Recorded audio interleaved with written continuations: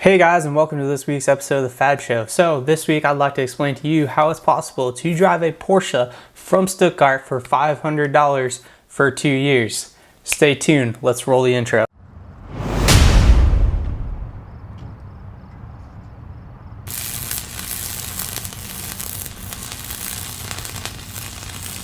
So maybe perhaps this video title and that intro were just a little bit YouTube and a little bit clickbaity. I mean, yeah, I will be honest. The Cayman was made in Finland and not in... Their 997 Cayman was made in Finland and not in Stuttgart. I don't know how I could do that to you. Oh, and I forgot the fact that, yeah, maybe it did cost a little bit more than $500 to own it for 2 years. But I think it will, my car did only depreciate $500 in the 2 years I owned it, which I think is insane. That's by far the best depreciation I've had of any car I've ever owned.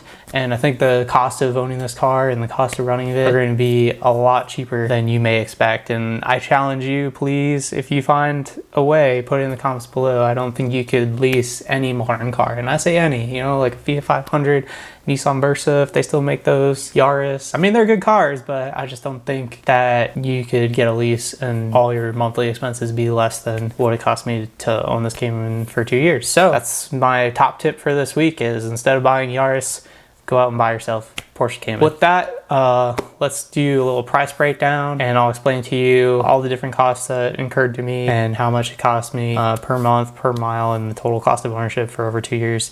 And like I said, I think you're going to be really surprised. Doing this, I was really surprised and it made me curious to compare it to some of the other cars I owned, and yeah, that didn't go well. Well, we'll ignore that fact for now. All right, so like I already said, depreciation. So I owned the car for 2 years. I bought the car from an actual Porsche dealer trade-in. I paid $20,000 for it, which at the time I think was probably a little bit high. But I drove the car and like everything I do, I just couldn't not have it. So I bought it and yeah, I overpaid a little bit, but I guess in the end it all worked out. So I paid $20,000 for the car and then I just sold it last month after owning it for just about 2 years. I sold it for $19,500 and I think that's just, it's honestly more than I thought I was going to get for it, and it worked out really well and just crazy. I think these cars are actually starting to come up in value just a little bit based on what I've seen. All right, so depreciation was $500. Tax, that's gonna be different for you, state to state. For me, it was $580 because I had a trade-in at the time that was worth like 12. So just the difference of 8,000 times 7.25% or whatever it is for you in your area. Title and license here in my state in Texas, it's about $200 for tax, title, and license. No matter what the car is. Interest paid, so I paid for the car outright, so this one I didn't pay any interest on. So corrective maintenance. So for me, the car was really reliable, and that's one thing I think you might be afraid to own an older car just based on maintenance and stuff, but I think Porsche reliability is pretty top notch. I've heard they're second to Lexus in reliability, but don't quote me on that. It was probably just a dealer trying to sell me on the car, but I believed him, so you should believe me, just some random guy. But anyways, corrective maintenance was $70, and the only thing I had go wrong with the car is it was smoking from the exhaust during cold starts on cold days, and did a little research, found out that it could potentially be the oil air separator. It's just basically kind of takes the oil vapor from the crankcase vent that goes to the intake and removes the oil from it. It stops working, you get oil in your intake and it makes smoke. Anyways, it was $70, pretty easy to replace. Just have to open up your engine compartment in the back and then go in there and a few bolts and hose clamps, and yeah, it took me like 2 hours.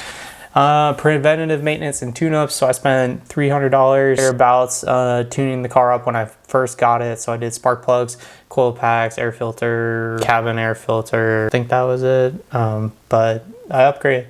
The most expensive part of that by far was the coil packs. They were like $200 in themselves, but apparently there were a failure point on these, and there was a newer design one that has since come out that I put in. So that was what I did for corrective maintenance. And then preventative tune-ups, like you've already seen, preventative oil changes. So like you've already seen my oil change video, so it was $50 per oil change. I change my oil every 6 months because I hardly put any miles in the car. Yeah, so I just did it every 6 months, and it was very low mileage in between oil changes. I only put 6,000 miles on the car in the time that I owned it. So that was oil changes. And then insurance, this is by far the most expensive part for me. I live in Texas where we get hailstorms, and I also live in the city, and I'm 28 years old and single, so I'm probably I don't have any tickets or accidents. But anyways, it was $710 per 6 months for me to insure the car. So it's a lot of money, especially when it's your second car and you hardly ever drive it. But I feel like if it was a daily, that would be pretty comparable to what I pay for my BMW. So yeah, for the 2 years was $2,840. So that brings the total cost of owning my Cayman for 2 years to $4,690. Which seems like a lot when it's staring out at you like that. But if you break it down, price per month, I had the car for about 2 years, so we'll just say 24 months. Comes out to $195 a month and 42 cents. Which, this is where I get into the whole, can you lease a car for less than that? Like, honestly, I've never really looked into leases because I do way too many miles, and I'm kind of old-fashioned in the way that I just like to own things. Like, I hate this new subscription economy we're going to, but maybe I'm just old and crotchety. But anyways, $195 a month to own a Porsche, that just seems crazy. Like, why does anyone buy a Yaris? I don't know. I mean, I guess if you need back seats, but anyways.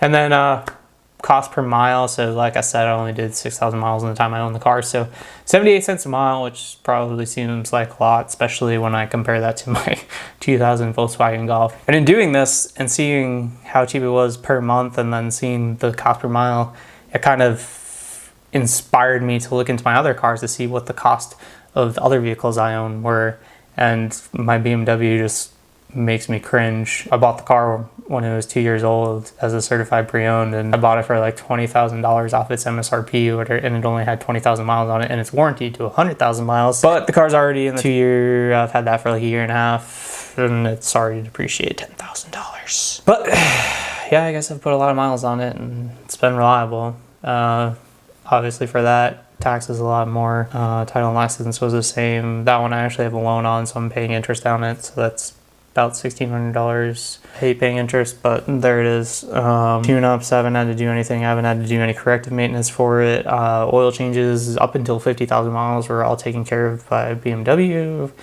And since then, I've had a bad experience, and it was $250. I'll probably explain that in another video. But anyways, that was for one oil. Let's not talk about it. Insurance, that one has been a little bit more than the Porsche. It's like $750 for 6 months. That I put for 2 years, even though I haven't really had the car for 2 years. But anyways, total cost for that $17,500, which a lot more than Porsche, and I like driving Porsche a lot more, so I don't even know why I own that car, but there it is. And price per month, $728.50 per month. And then I was really curious, so I went and put in my 2000 Volkswagen Golf, which was my daily before my BMW, and that one actually sold for profit because I did a bunch of work to the car, so I gained $800 in the course that I owned it. I think that I had this car for about a year.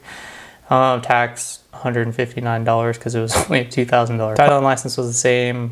Corrective maintenance $1,600. I had to do a lot of work to that car. And then, you know, tune-ups, oil changes, insurance was really cheap for that car because I just had liability insurance on it. That car for the year I owned it only cost me $2,000, which was $163 per month because I only had it for a year or whatever. But the thing that really gets me is the cost per mile, 8 cents per mile. So top tip: if you want a cheap commuter, buy an old Volkswagen. Just kidding. The car was kind of, it wasn't bad. It got me from point A to point B. It was a 2000 Volkswagen TDI. I actually kind of miss it. I like driving it. It was just very run down. But I did my best to fix it up, but I don't think there was any fixing that car.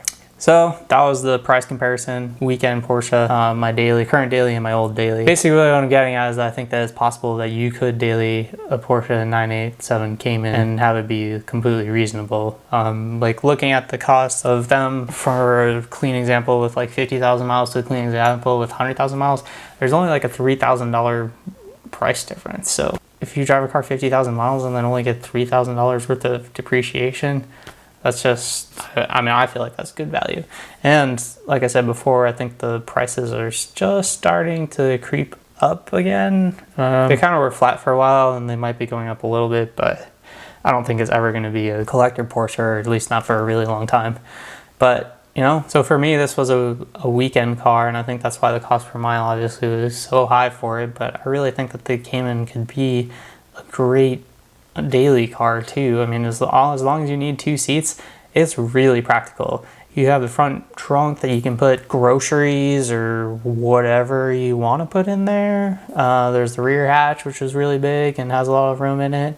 Has like a lot of hidden compartments inside for little things. The ride's not too bad. I've owned a few sports cars and honestly it's pretty compliant. Like, it's definitely firm, but it's sprung well, it's comfortable. It's not, the only thing is if you're a bigger person, it might not be the most comfortable car daily because it's pretty small, but I really think it would make a great daily driver. And the price between the clean 50,000 mile example and the clean 100,000 mile example is really not that much. It's like $2,000 or $3,000. So if you can put up 50,000 miles on a car and only lose $2,000 or $3,000, as you can see from my other examples, I think you're doing really well. And as I was getting at before, comparing it to a new lease, you're getting a car that's going to depreciate less, and it's a Porsche, and it's more enjoyable to drive, and it's your own. And I think it's going to be the same price as leasing one of those cars I was talking about before. So I hope you guys take me up on this information that I've provided. If you have any other questions for me as far as what it was like to own one of these cars for 2 years, then please put them in the comments below. And yeah,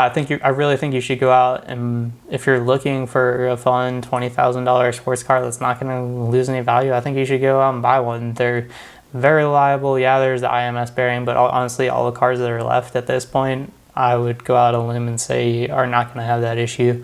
The 987 and 997 generation Porsches, it was a much smaller amount than the 996, and it was pretty much all that first year of 2006, and all the failures happened in the first 25,000 miles. So if you buy a car with 50,000 miles on it or more that hasn't been babied, you're going to be fine. That's the other thing. It was all in the cars that were never driven. The car for me has been absolutely life-changing to own. I've had a few cars in my life that have created emotion for me and sparked this feeling inside, but nothing like the Porsche. Every time you got in it, every time you blip the throttle, every time you hear that engine rev behind you, it just puts a smile on your face. And I looked forward to every weekend when I could drive it. And honestly, looking back on it, I should have just made it my daily, but live and learn. I really wanted my BMW wagon, and they finally made it. And I said if they ever made a diesel wagon, I would buy it. So I felt obligated to do it, and I love that car too, just not in the same way that I like the Porsche. I do miss the car already, and I think that I will own another Porsche in my life for sure. I was still, lust after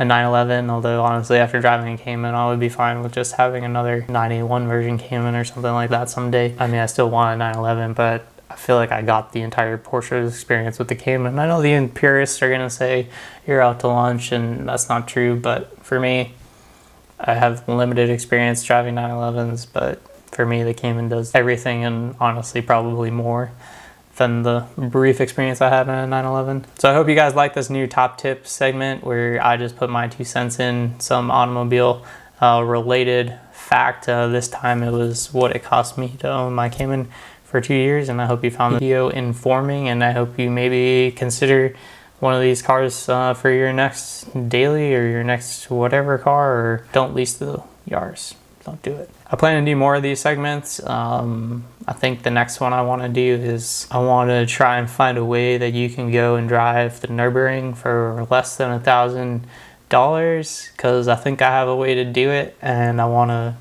just drop the numbers and then go over that with you.